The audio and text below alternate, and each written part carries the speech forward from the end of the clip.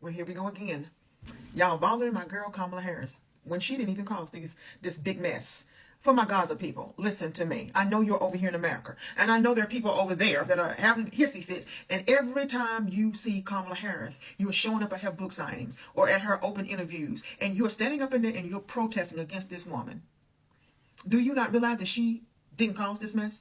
Do you not realize that the mess that's going on in Israel, between Israel and Gaza, is something that happened decades even before she was born? I don't guess you do. But you trying to find somebody to blame it on, and she's not even in power. So I figure let's do some things. Let's talk about the key roles she played, because I really want you to understand. There's at least about, let's see, 1, 2, 3, 4, 5. Okay, about 5 things that I might want to just share with you. So let's get into it. So Kamala Harris, since she was the vice president, she does not set foreign policy directly, but she supports the administration's agenda. Here's what their administration has done. Military aid to Israel. Now, I know that you all don't want Israel to have weapons, but they are supposed to be allies to the United States.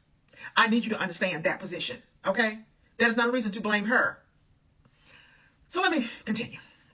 The U.S. continues to provide billions in annual aid, mostly for Israel's defense, e.g., Iron Dome missile defense systems. Ceasefire mediation, which took place in May of 2021, the Gaza conflict, the Biden and Harris administration worked with Egypt and Qatar to broker a ceasefire, which they did. And you can look this up on your own.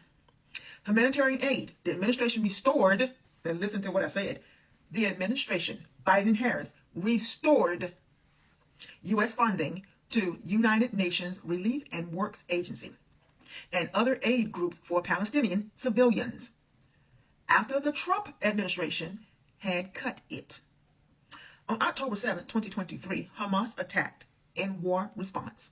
After Hamas attacked Israel, the U.S. strongly supported Israel's right to defend itself, sending weapons and aid. This is what they were supposed to do, since they're supposed to be allies with them, okay? But if you paid attention to what Biden and Harris were saying to homeboy over there, was not to go and kill innocent people. They said this over and over and over, but you're so mad you can't grasp. I get it. Let's continue. Now, at the same time, Harris and Biden faced international criticism for not pressing harder. That came from you all folks. Let me say this to you. We understand that back then, the United States was the most powerful country in the world. And in some ways, today, it still is, but we're sort of losing. But let me say this to you. This black woman don't wish for anybody's lives to be taken. So you coming at her during her book tour is tacky. You coming after her and saying and calling her names is tacky. It's disrespectful. She's not even the one in office. She's not even the one in power.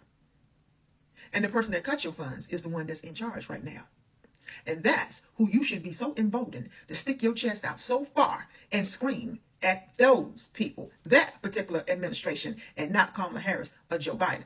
But you choose the wrong people. You choose to go after this black woman. Don't keep doing that. Don't keep doing that. You need to blame the right person and the right administration. And it wasn't Biden and Harris administration.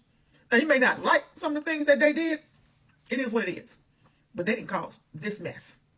So next time when you decide to go and protest against this black woman during her book tour, think about it.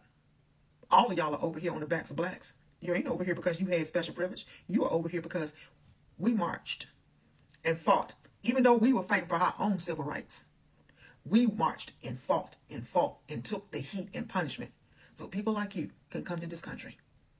But yet you want to turn around and blame this black woman for something that she had no hand in. Think about it the next time.